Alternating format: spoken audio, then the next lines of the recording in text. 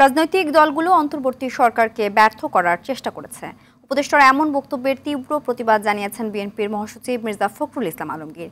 এই বক্তব্য প্রত্যাহার করতে অনুরোধও জানিয়েছেন মির্জা ফখরুল। শহীদ বুদ্ধিজীবী দিবস উপলক্ষে রাজধানীর রমনা ইনস্টিটিউটে তিনি এসব কথা বলেন। দেশের রাজনৈতিক দলগুলোকে প্রতিপক্ষ না বানাতে অন্তর্বর্তী সরকারের প্রতি আহ্বানও জানিয়েছেন তিনি। দীপ্তচন্দ্র পালের রিপোর্ট। শহীদ বুদ্ধিজীবী দিবস উপলক্ষে রাজধানীর ইঞ্জিনিয়ার্স ইনস্টিটিউটে আলোচনা সভার আয়োজন করে বিএনপি।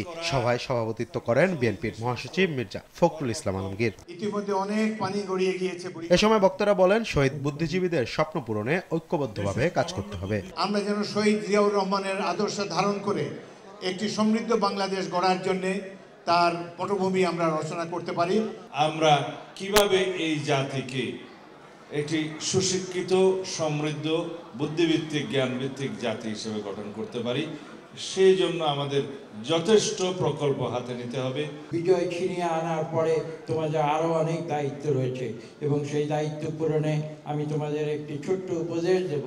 তোমরা আগে নিজেদের দেশ পরিচালনার জন্য নিজেদের তৈরি করো, তোমরা ক্লাসরুমে ফিরে যাও।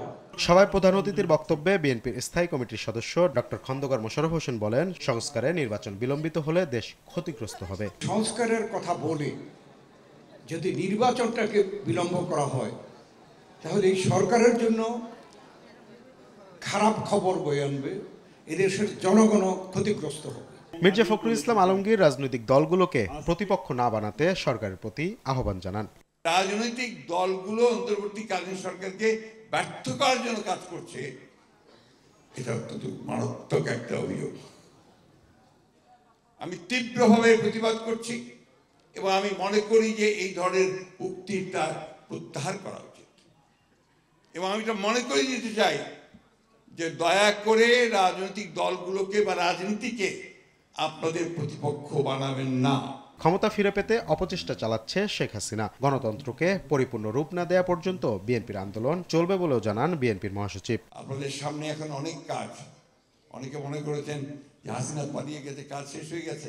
দীপ্তচন্দ্র পাল, RTV, ঢাকা।